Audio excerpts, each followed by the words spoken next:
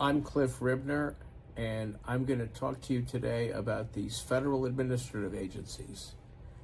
They are 90% of the federal government now, and they are a fourth branch of government. None of them are mentioned in the Constitution, none. And there are thousands of them employing millions and millions of federal employees. And every one of those federal employees is a policeman. We don't think of them that way. They claim that they are just public servants, but that's not what they are. They police the American people. Each of those agencies is given power over certain areas of our economy, and they're given that by Congress and the president signing the bill.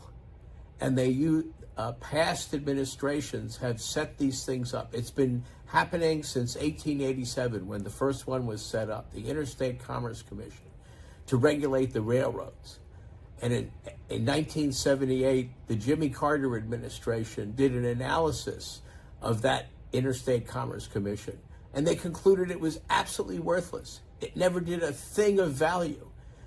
But what it had done was burden the railroads with massive expenses they had to pass on to their passengers. And the whole thing was based on fraud. It was based on scandals drummed up by various leftist politicians, primarily in the Midwest, but they were all over the place.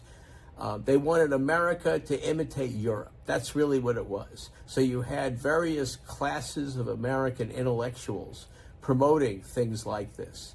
Lots of intellectuals in America look down on America, and they envy Europe. They think Europeans are superior to us. And the Europeans, ever since Louis XIV, developed a legal system that's completely antithetical to the American legal system. It's all based on what I call bad law. Good law is the common law and the Constitution, and that's it.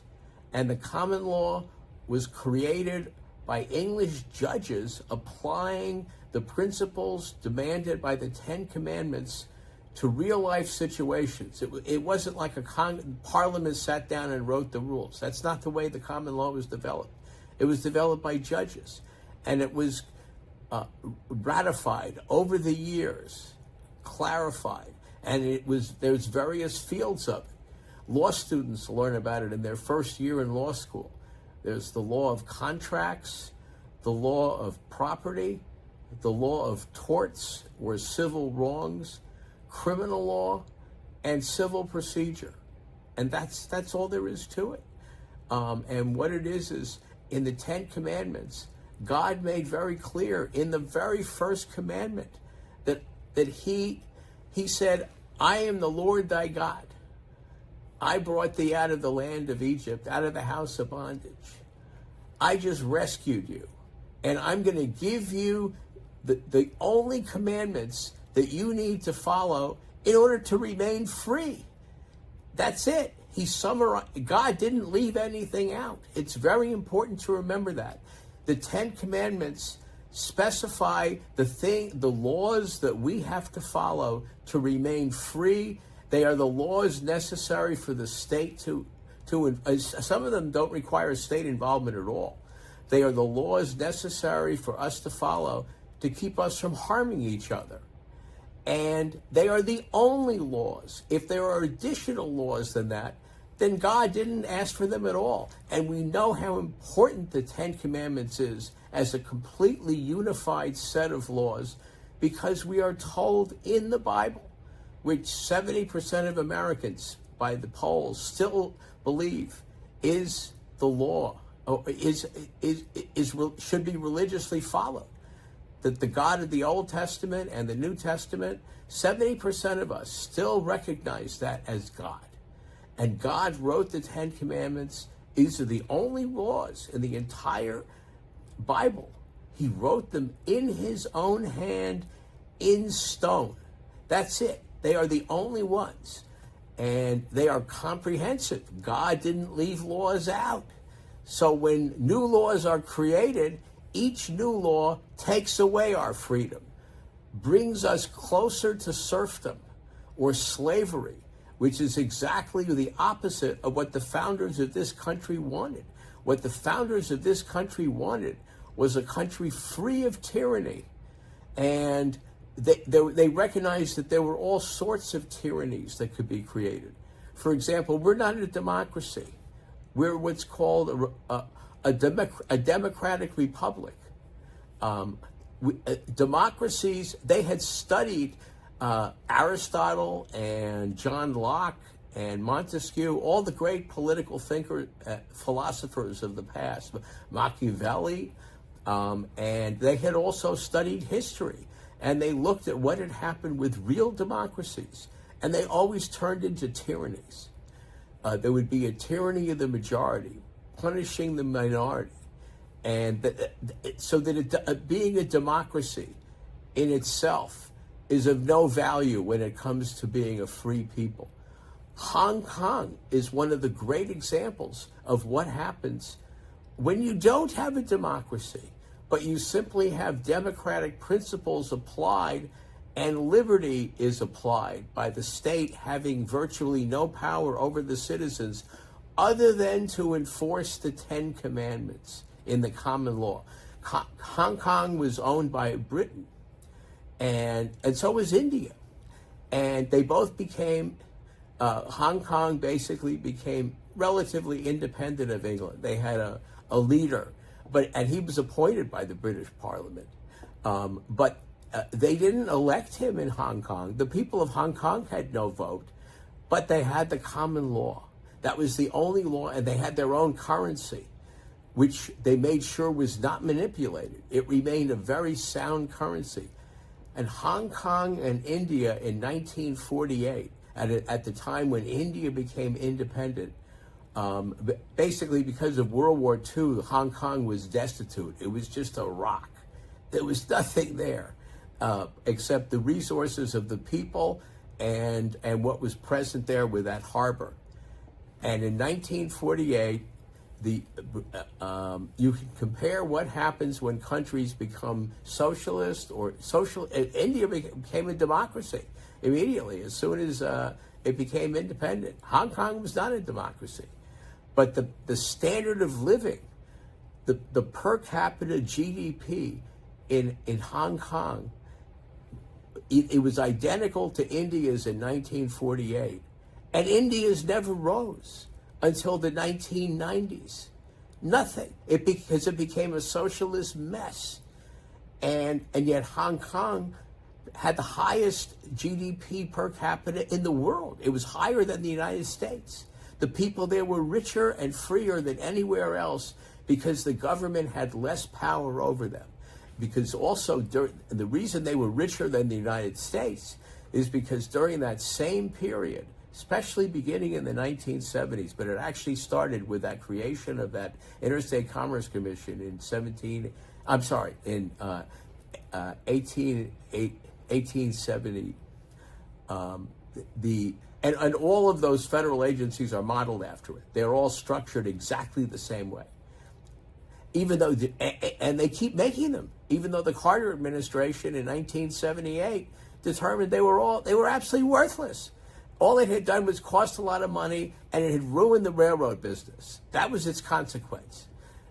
So if it had never existed, it would have been vastly better. That's what they determined. And that's true of every one of those agencies. Anyway, Hong Kong, as of, say, 1991, and it kept it increasing until the British essentially gave it back to communist China. Everybody knew that the Chinese would never obey their commitment to keep it a free country for 50 years. And of course, as of a few years ago, it's just become another tyrannized Chinese city. There's no freedom of any kind there. They put people who want any kind of freedom in prison. It's despicable. But Hong Kong had the highest per capita income in the world as of 1990. It had overtaken the United States. And it continued to expand after that. And it's because they had real freedom. And in the United States at that same time, particularly since beginning in the 1930s, but began to affect the economy mostly after World War II, even though we grew greatly in the 1950s compared to what had been going on in the 1930s, there were crushing income taxes. The highest bracket was 91%. It's almost unbelievable that we had a tax like that. And under the supposedly Republican President Eisenhower, he never even proposed a cut from that. Jack Kennedy was the first one who proposed a cut from that of 91% to 70%. And of course, Congress went ballistic, just cutting it that tiny bit. Can you imagine taking 70% of someone's income? That was the great tax cut Jack Kennedy proposed. But even he, a Democrat, recognized that rates were just too high.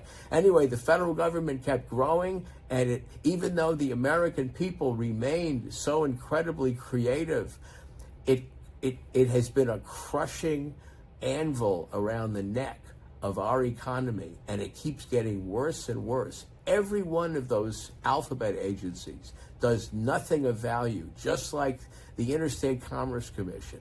And they also greatly take away our freedom. And none of them are permitted under the Constitution. Every one of them has all three powers of government, something that in the Federalist 47, James Madison said was, and I'm quoting, the very definition of tyranny. So they made sure the federal government none of it could ever have three powers. That's why we have the division of powers, the separate legislature from the executive, from the judicial. But every one of those agencies has all three powers. They can order people around. Only a court can do that normally, and only after due process. And it's a big job for the court to do it. It requires special proceedings, and they have to be able to prove that irreparable harm will occur if the order isn't given. So that what all of those agencies assume when they give those orders to American citizens is that if the citizen isn't ordered around by the agency, irreparable harm will occur. And they create all these rules. None of that's permitted under the Constitution.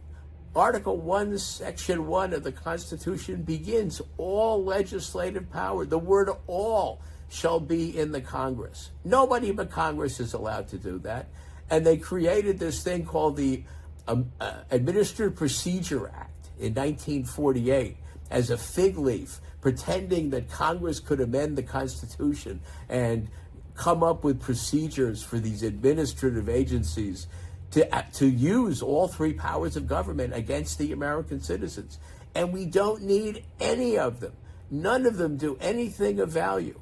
And I'll just give you an example. The SEC was one of the first ones set up under the FDR administration in 1933. And it was created in the 1933 Securities Act.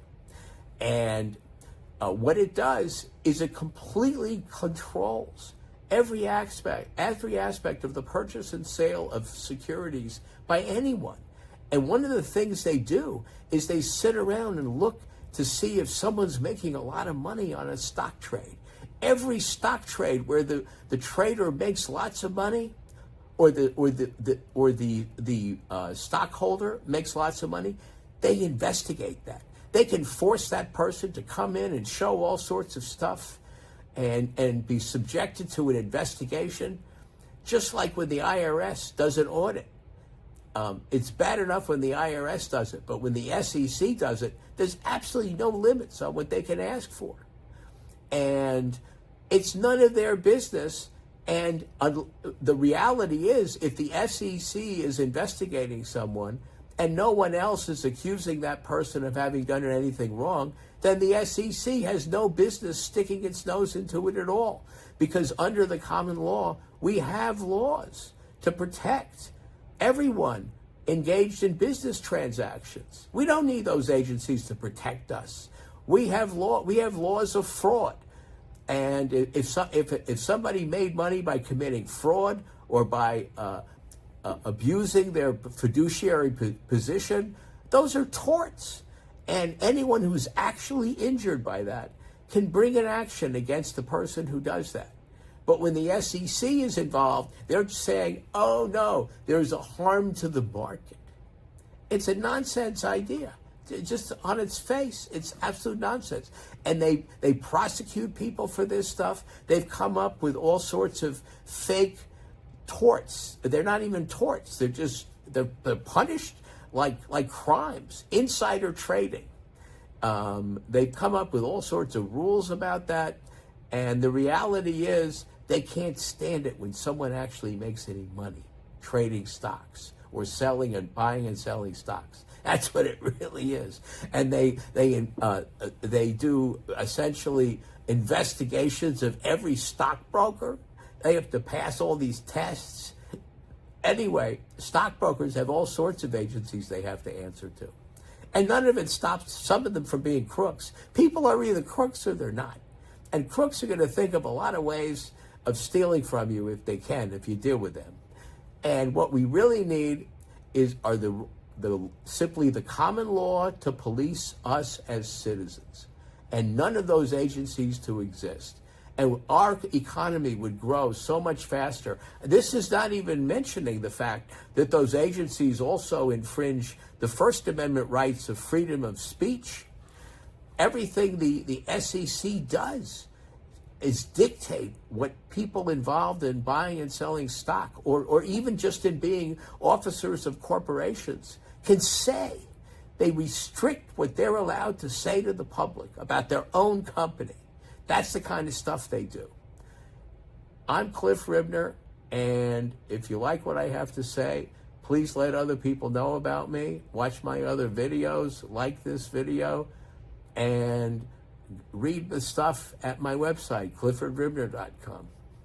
Thank you.